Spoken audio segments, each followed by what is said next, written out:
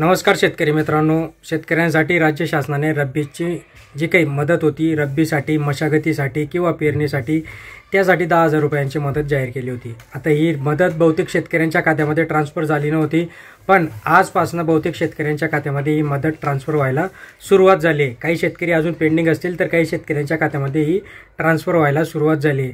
जी की अतिवृष्टी झाली होती या 31,000च्या पॅकेजऐवजी 31,000 कोटी रुपयांच्या पॅकेजऐवजी राज्य शासनाने शेतकऱ्यांना आपत्तीमध्ये आणि अशा परिस्थितीमध्ये रब्बीसाठी मदत म्हणून 10,000 रुपये हेक्टरी देणार होते।